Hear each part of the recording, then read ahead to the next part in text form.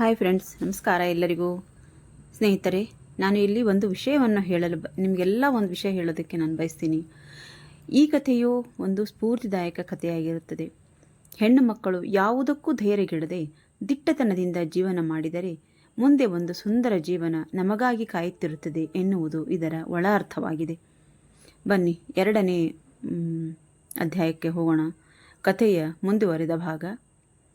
ಶಾರದೆಯ 10ನೇ ತರಗತಿ ಮುಗಿಯಿತು. ಅವಳಿಗೂ ಮದುವೆ ಕರೆಗಳು ಬರಲು ಶುರುವಾಯಿತು. ಏಕೆಂದರೆ ಆವಾಗ ಮದುವೆ ಬೇಗ ಮಾಡ್ತಾ ಇದ್ರು.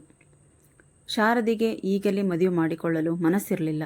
ಇನ್ನೂ ಓದಬೇಕು ಅಂತ ಅಪ್ಪ ಅಮ್ಮನ ಹತ್ತಿರ ಒಪ್ಪಿಗೆ ತೆಗೆದುಕೊಂಡು ಕಾಲೇಜಿಗೆ ಸೇರ್ತಾಳೆ.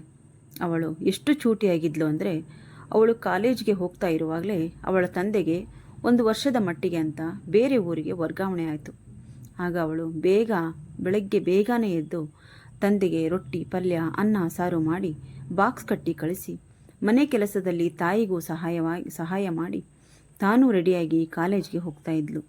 ಹೀಗೆ ದಿನಗಳು ಕಳೆದವು. ಕಾಲೇಜು ಮುಗಿಯಿತು.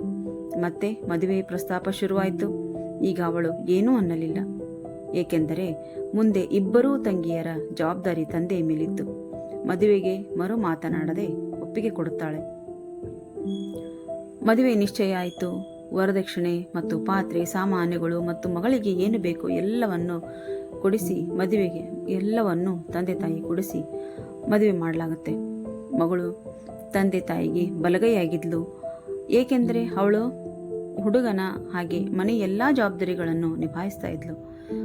ಮಗಳು ಗಂಡನ ಮನೆಗೆ ಹೋಗುವ ದಿನಗಳು ಬಂದವು. ಮದುವೆ ಆದ ಸಂತೋಷ ಒಂದು ಕಡೆ ಆದರೆ, ಮಗಳು ಗಂಡನ ಮನೆಗೆ ಹೋಗ್ತಾಳೆ. ಅಲ್ಲಿ ಹೇಗೋ ಏನೋ ಅನ್ನೋ ನೋವು ಒಂದು ಕಡೆ. ಭಾರವಾದ ಮನಸ್ಸಿನಿಂದ ಆಶೀರ್ವಾದ ಮಾಡಿ ಮಗಳನ್ನು ಗಂಡನ ಮನೆಗೆ ಕಳಿಸ್ತಾರೆ. ಮದುವೆ ಮಾಡಿಕೊಂಡು ಗಂಡನ ಮನೆಗೆ ಬರ್ತಾಳೆ. ಗಂಡನ ಮನೆಯಲ್ಲಿ ಅತ್ತೆ, ಮಾವ, ನಾದಿನಿ, ಮೈದ್ನ ಎಲ್ಲರೂ ಇರ್ತಾರೆ. ಅವರೆಲ್ಲರನ್ನ ಅವಳು ತಂದೆ ತಾಯಿ ಮತ್ತು ಅಣ್ಣ ತಂಗಿ ಹಾಗೆ ಅಂದ್ಕೊಂಡ್ಳು. 2-3 ತಿಂಗಳು ಎಲ್ಲ ಚೆನ್ನಾಗಿತ್ತು. ನಂತರ ಶುರುವಾಯಿತು ಅವಳಿಗೆ ನರಕದ ಅನುಭವ. ಅತ್ತೆನ ತಾಯಿ ಅಂದುಕೊಂಡ್ಲು, ತಾಯಿ ಆಗಲಿಲ್ಲ. ಮಾವನ್ನ ತಂದೆ ಅಂದುಕೊಂಡ್ಲು, ತಂದೆ ಆಗಲಿಲ್ಲ. ನಾದಿನಿ ತಂಗಿ ಆಗಲಿಲ್ಲ. ಮೈದುನ ಅಣ್ಣ ತಮ್ಮ ಆಗಲಿಲ್ಲ. ಶಾರದೆ ಮನಸ್ಸು ಮಾಡಿದ್ರೆ ಮದುವೆ ಆದ ಕೂಡಲೇ ಬೇರೆ ಮನೆ ಮಾಡಬಹುದಿತ್ತು. ಆದರೆ ಅವಳಿಗೆ ಅದು ಇಷ್ಟ ಇರಲಿಲ್ಲ. ತಾನು ತುಂಬು ಕುಟುಂಬದಿಂದ ಬಂದಿದ್ದಕ್ಕಾಗಿ ಅದನ್ನೇ ಮುಂದುವರಿಸಿಕೊಂಡು ಹೋಗುವ ಆಸೆ ಒಳಗಿತ್ತು. ಆದರೆ ಅದು ಹಾಗಾಗಲಿಲ್ಲ. ಮುಂದುವರಿಯುವುದು. ಸ್ನೇಹಿತರೆ, ಈ ಕಥೆಯ ಒಳ ಅರ್ಥ ಒಂದು ಮೋಟಿವೇಶನಲ್ ಕಥೆ ಇದು. ಇದನ್ನು ಮೋಟಿವೇಶನಲ್ ಸ್ಟೋರಿ ಅಂತ ತಗೊಳ್ರಿ. ಧೈರ್ಯದಿಂದ, ದಿಟ್ಟತನದಿಂದ ಹೆಣ್ಣು ಮಕ್ಕಳು ಜೀವನ ಮಾಡೋದನ್ನು ಕಲಿಬೇಕು ಅನ್ನೋದಕ್ಕೋಸ್ಕರ ಈ ಕಥೆಯನ್ನು ನಾನು ನಿಮ್ಮೆದುರಿಗೆ ತರ್ತಾ ಇದ್ದೀನಿ. ದಯವಿಟ್ಟು ಕತೆ ಇಷ್ಟ ಆದರೆ ಒಂದು ಲೈಕ್ ಮಾಡಿ, ಶೇರ್ ಮಾಡಿ, ಹಾಗೆ ಕಮೆಂಟ್ ಬಾಕ್ಸಲ್ಲಿ ಕಮೆಂಟ್ ಹಾಕೋದನ್ನು ಮರಿಬೇಡಿ ಫ್ರೆಂಡ್ಸ್. ನಾನು ಮತ್ತೆ ಮುಂದಿನ ಸಂಚಿಕೆಯೊಂದಿಗೆ ಬರ್ತೀನಿ. ಬಾಯ್ ಫ್ರೆಂಡ್ಸ್, ಬಾಯ್.